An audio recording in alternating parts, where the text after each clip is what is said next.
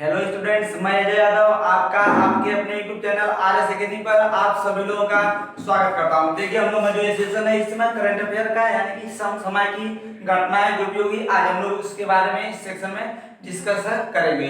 तो देखिए, आपको जैसा कि प्रति डेली आपको यह बताया जाता है, प्रतिदिन बताया जाता है कि जो आपका कोई भी ऐसा एग्जाम नहीं जहाँ पर आपका जो कि वनडे एग्जाम वहां पर करंट अफेयर ना आता और वहां पर करंट अफेयर जो भी आएगा इस क्लास से पक्का आएगा। आई बात समझ में, जैसे कि अभी हाल ही में जो एग्जाम हुए हैं उसमें इसमें से 2 4 5 जरूर क्वेश्चन इसमें से आए हैं। और यहाँ पर जो हम लोगों का करंट अफेयर वाला सेशन है इसमें ये नहीं केवल हम करंट अफेयर को ही जानते हैं, यहाँ पर इससे जुड़ी जो भी स्टैटिक जीके वाला जो हम लोगों का जो पोर्शन होता है उसके बारे में भी हम लोग क्या करते हैं, डिस्कस करते हैं। आई बात समझ में, और वह कहीं ना कहीं एग्जाम में हमारे सामने आ टकराता है। आई बात समझ में। तो देखिए, हमारा उद्देश्य केवल करंट अफेयर को पढ़ना नहीं है, इसको समझना है। क्या करना है? पढ़ना नहीं, इसको समझना है, किस प्रकार से कौन सी घटना कैसे हो रही है और उसको क्या करना है, एक दूसरे से रिलेट करके हमको क्या करना है, चीजों को समझना है। आई बात समझ में। तो हम लोग बढ़ते हैं अपने अगले प्रश्न की ओर। जो हम लोग का आज का पहला प्रश्न होगा, हाल ही में भारतीय वायुसेना ने डिजिटल इंडिया पहल को आगे बढ़ाते हुए किस नाम से एप्लीकेशन की शुरुआत की है? तो अभी हाल ही में जो भारतीय वायुसेना है इसने क्या किया है, इसने डिजिटल इंडिया पहल को बढ़ावा देते हुए को बढ़ाने के लिए किस नाम से एप्लीकेशन की शुरुआत की है? तो उस एप्लीकेशन का नाम है आपका माई आई ए एफ। क्या? माई आई ए एफ, या इसको हम ऐसे भी इंग्लिश में कर सकते हैं, माई आई ए एफ। उस एप्लीकेशन का नाम क्या है? माई आई ए एफ। अब देखिए, यहाँ पर बात किसकी है? भारतीय वायुसेना की। पहले इसके बारे में भी डिस्कस करेंगे, पहले इसके बारे में जानते हैं कि भारतीय जो वायुसेना इस समय इसके वर्तमान में हेड कौन है, यानी कि इसके वर्तमान में अध्यक्ष कौन है? तो इसके अध्यक्ष कौन है? तो वायुसेना के वर्तमान अध्यक्ष हैं आर.के.एस. भदौरिया। कौन? आर.के.एस. भदौरिया। आई बात समझ में? आर.के.एस. भदौरिया। अब देखिए, जो आर.के.एस. भदौरिया है इन्होंने क्या किया है, डिजिटल इंडिया पहल को आगे बढ़ाते हुए एक मोबाइल एप्लीकेशन लॉन्च किया है। क्या किया है? एक मोबाइल एप्लीकेशन लॉन्च किया है। आई बात समझ में। एक मोबाइल एप्लीकेशन को क्या किया है, लॉन्च किया। और उस मोबाइल एप्लीकेशन का नाम क्या है? माई आई ए एफ। इसका मतलब है माई आई का मतलब यहाँ पर इंडियन, क्या? My Indian. ए का मतलब एफ यहाँ पर एयरफोर्स है, क्या? My Indian air force. आई बात समझ में। तो माई आईएएफ का मतलब है माई इंडियन एयरफोर्स। आई बात समझ में। अब देखिए, जो यह माई आईएएफ एप्लीकेशन लॉन्च किया गया है जो कि क्या है, एक मोबाइल एप्लीकेशन है। और एक और बात इसकी कि यह सभी एंड्रॉइड जो भी एंड्रॉइड सेट है सभी एंड्रॉइड सेट में क्या हो चुका है, यह उपलब्ध हो चुका है।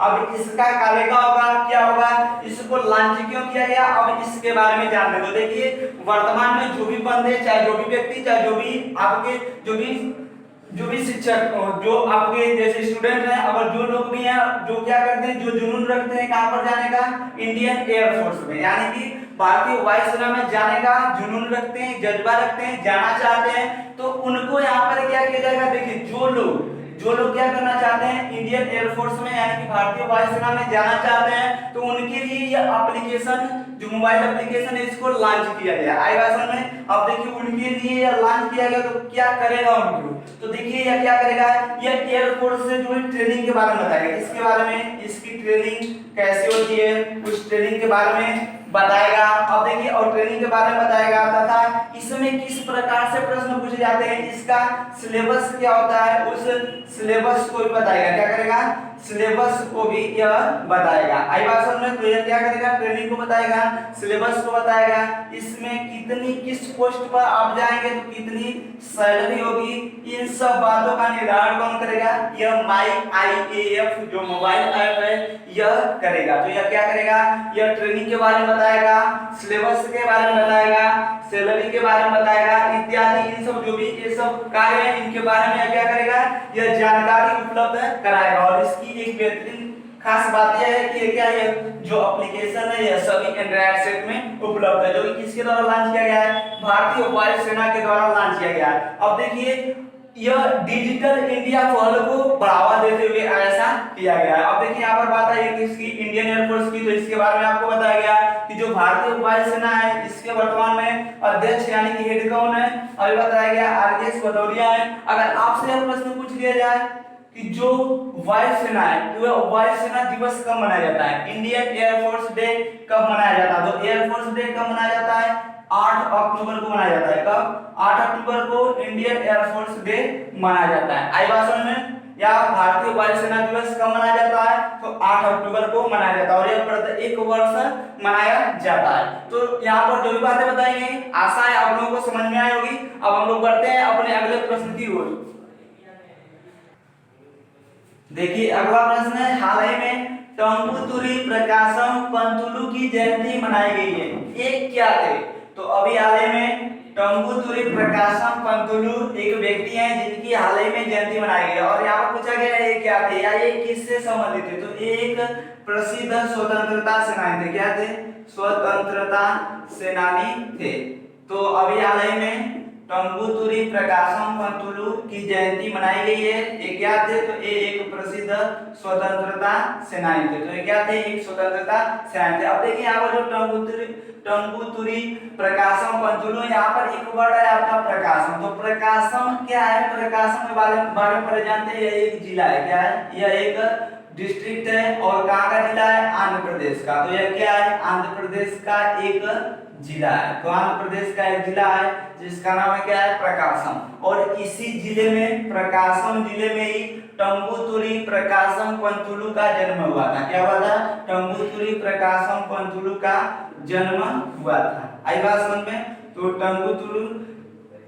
टंगुतुरी प्रकाशम पंतुलू की जयंती कब मनाई गई, अभी हाल ही मनाई गई है। अगर ये पूछ लिया जाए कब मनाई गई, तो 23 अगस्त को। कब, 23 अगस्त को मनाई गई। और इनके जयंती पर जो आपका है, इनकी जयंती पर जो हमारे उपराष्ट्रपति हैं वेंकैया नायडू, कौन, वेंकैया नायडू, इन्होंने बधाई दी है। क्या दिए, वेंकैया नायडू ने श्रद्धांजलि अर्पित की है। वेंकैया नायडू ने श्रद्धांजलि अर्पित किए। और कब की, 23 अगस्त को। अगर आपसे पूछ लिया जाए वेंकैया नायडू भारत के क्या है, वाइस प्रेसिडेंट हैं, उपराष्ट्रपति किस नंबर के हैं, 13वें नंबर के हैं। लेकिन राष्ट्रपति की बात करें तो रामनाथ कोविंद है और वो 14वें नंबर के। और यह प्रश्न पूछा जा चुका है कि जो रामनाथ कोविंद है जो कि भारत के राष्ट्रपति हैं, वे किस नंबर के राष्ट्रपति हैं, तो वे 14वें राष्ट्रपति। यह प्रश्न आपका पूछा जा चुका है। अब देखिए यहाँ पर बताया कि जो टंगुतुरी प्रकाशम पंतुलू, यहाँ पर प्रकाशम क्या है, एक जिला है, कहाँ का, आंध्र प्रदेश का। उसके बाद बताया गया जो टंगुतुरी प्रकाशम पंतुलू है, इनका जन्म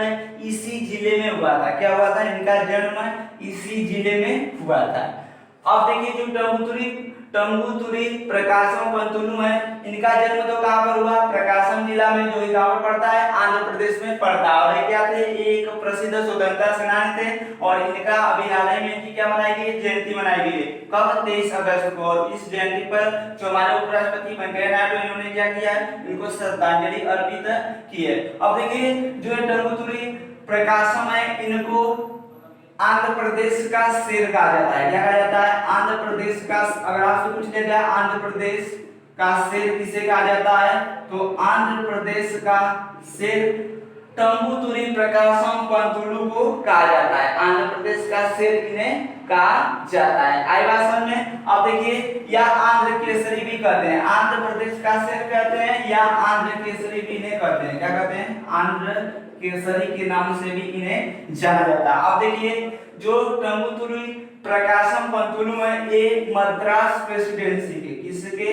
मद्रास प्रेसिडेंसी के सीएम भी रह चुके हैं। क्या रह चुके हैं, मद्रास प्रेसिडेंसी के सीएम रह चुके हैं। जैसा कि आप लोगों ने अगर इतिहास पढ़ा हुआ तो उसमें 3 प्रेसिडेंसियां थी, बंगाल, मुंबई, बंबई और एक आपका मद्रास। 3 प्रेसिडेंसियां थी। तो वहां पर एक मद्रास प्रेसिडेंसी थी। उस मद्रास प्रेसिडेंसी के क्या रह चुके हैं, ये मुख्यमंत्री या सीएम रह चुके हैं। और एक और बात, जैसा कि आप लोगों को पता होगा जो आंध्र प्रदेश है, आंध्र प्रदेश का गठन भाषाई आधार पर हुआ था। किस आधार पर हुआ था, जो आंध्र प्रदेश राज्य है इसका गठन भाषाई आधार पर हुआ था। और भाषाई आधार पर गठित होने वाला भारत का पहला राज्य आपसे पूछ लिया जाए, और यह कई बार पूछा गया है, भाषाई आधार पर गठित होने वाला भारत का पहला राज्य कौन सा है, तो इसका नाम है आंध्र प्रदेश। आंध्र प्रदेश भाषाई आधार पर गठित होने वाला भारत का पहला राज्य है।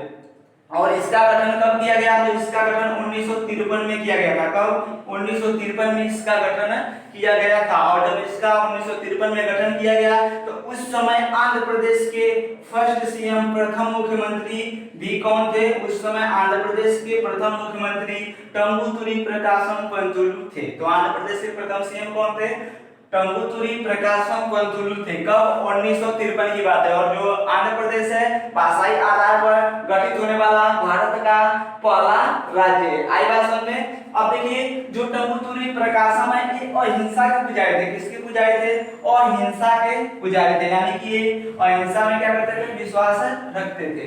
अब देखिए जो तंबुतुरी प्रकाशम है इनके बारे में बताया गया आपको, ये क्या थे? अहिंसा के पुजारी थे। यानी कि अहिंसा को ये क्या करते थे? बढ़ावा देते थे और हिंसा से दूर रहना चाहते थे। अब देखिए आंध्र प्रदेश की बात यहाँ पर आई तो आंध्र प्रदेश की, जैसा कि आप लोगों को पता होगा, आंध्र प्रदेश में एक नेशनल पार्क है। क्या? एक नेशनल पार्क स्थित है जिसका नाम है पापीकोंडा नेशनल पार्क। क्या? पापीकोंडा राष्ट्रीय उद्यान। अगर आपसे पूछ लिया जाए पापीकोंडा राष्ट्रीय उद्यान या नेशनल पार्क कहां पर स्थित है, तो कहां पर स्थित है? आंध्र प्रदेश में स्थित है। कहां पर? पापीकोंडा नेशनल पार्क कहां पर स्थित है? आंध्र प्रदेश में स्थित है।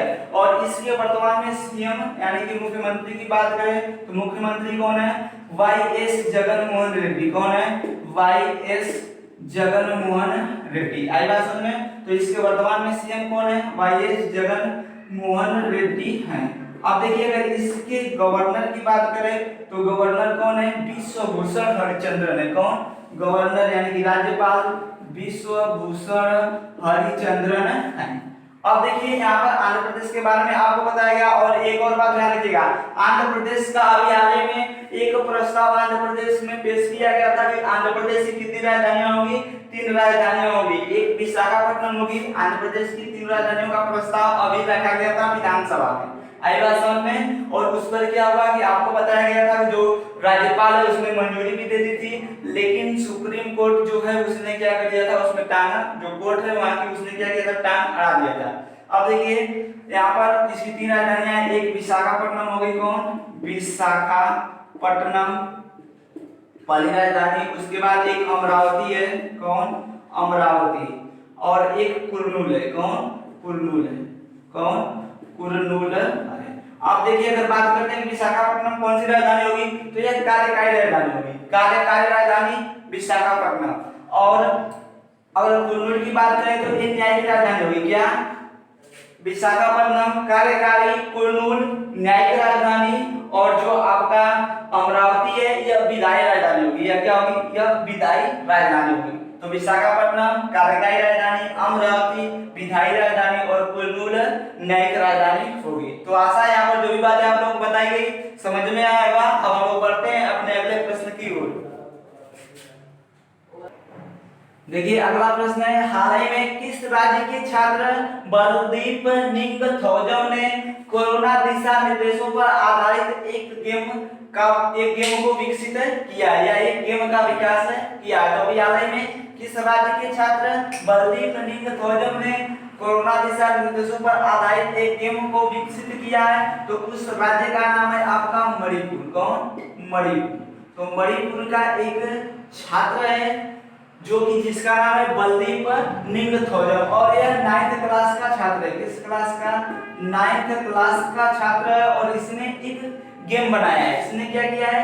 एक गेम बनाया है जिसका नाम है कोरोबाई। क्या?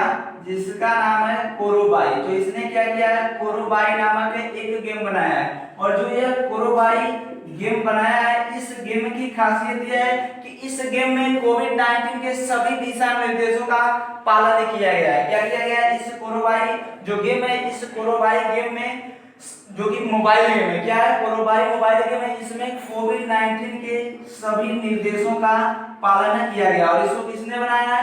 बलदीप निंगथौजम ने बनाया, जो कि मणिपुर की 9th क्लास का एक छात्र है। आई बात समझ में? और इसमें कोविड-19 के सभी जो भी दिशा निर्देश होते हैं उनका पालन किया गया है। डिस्टेंसिंग कैसे रखें, कहां पर किस प्रकार से रहें, इन सब के बारे में इसमें जानकारी दी गई है। अब देखिए यहाँ पर बात किसकी है, ये जो छात्र है किस राज्य का है, मणिपुर का। कहाँ का, मणिपुर का। तो मणिपुर के बारे में थोड़ा सा डिस्कस करते हैं। देखिए जो मणिपुर है, मणिपुर की अगर आपसे पूछ लिया जाए कि मणिपुर की राजधानी कहाँ पर है, तो मणिपुर की जो कैपिटल है वो इम्फाल है। कहाँ पर, इम्फाल। तो मणिपुर की राजधानी इम्फाल है। अब देखिए जो मणिपुर है, मणिपुर में ही एक नेशनल पार्क स्थित है, कैबुल लामजाओ, कैबुल जिसका नाम है कैबुल लामजाओ नेशनल पार्क। तो आपसे अगर पूछ दिया जाए कैबुल लामजाओ नेशनल पार्क कहाँ पर स्थित है, तो यह मणिपुर में स्थित है। कहाँ पर, मणिपुर में स्थित है। और यह एकमात्र तैरता हुआ नेशनल पार्क है। क्या है, एकमात्र तैरता हुआ नेशनल पार्क है, एकमात्र तैरता हुआ नेशनल पार्क। और यह आपका कई बार पूछा गया है, कई परीक्षाओं में, अलग अलग परीक्षाओं में कई बार पूछा गया है जो कैबुल लामजाओ नेशनल पार्क है कहाँ पर स्थित है।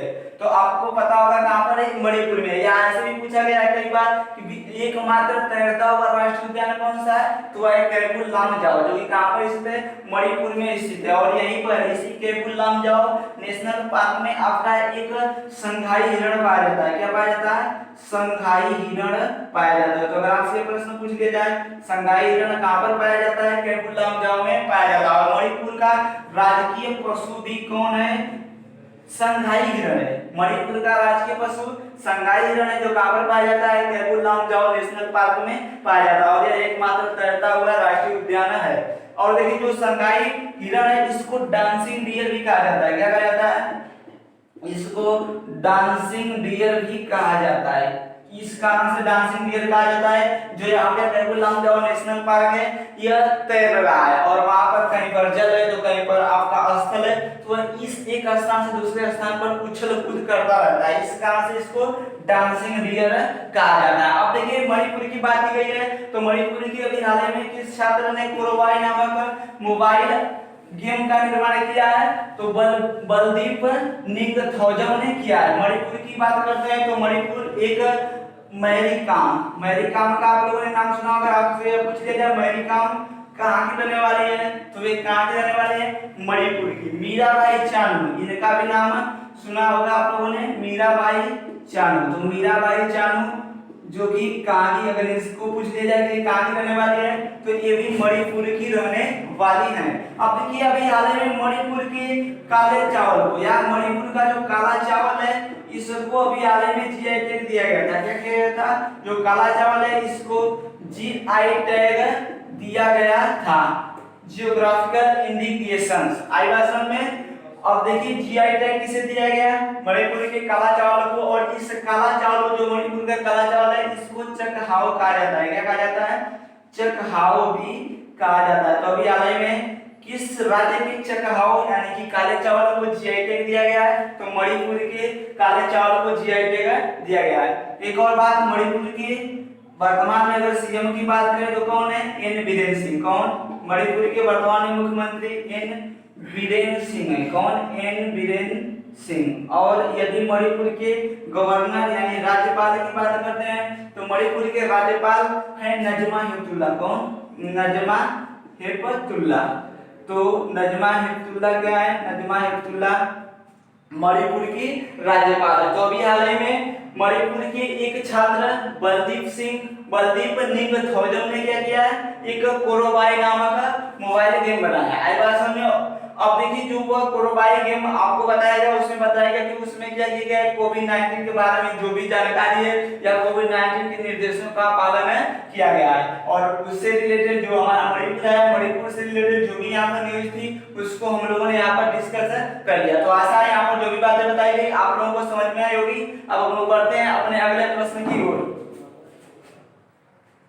देखिए अगला प्रश्न है, हाल ही में ड्रैगन फ्लाई महोत्सव 2020 चर्चा में रहा है, यह किस राज्य द्वारा आयोजित किया जाना प्रस्तावित है, या किस राज्य के द्वारा आयोजित किया जाएगा। तो अभी हाल ही में ड्रैगन फ्लाई महोत्सव 2020 चर्चा में रहा है। अब यह जो त्योहार है किस राज्य के द्वारा आयोजित किया जाएगा, तो यह केरल राज्य के द्वारा आयोजित किया जाएगा। किस राज्य के द्वारा, केरल राज्य के द्वारा यह आयोजित किया जाएगा। अब देखिए जो यह ड्रैगन फ्लाई महोत्सव 2020 है ड्रैगन मतलब समझते हैं हेलीकॉप्टर से, किससे? हेलीकॉप्टर ना। तो देखिए यहाँ पर जो ड्रैगन फ्लाई महोत्सव 2020 है यह कहाँ पर आयोजित किया जाएगा?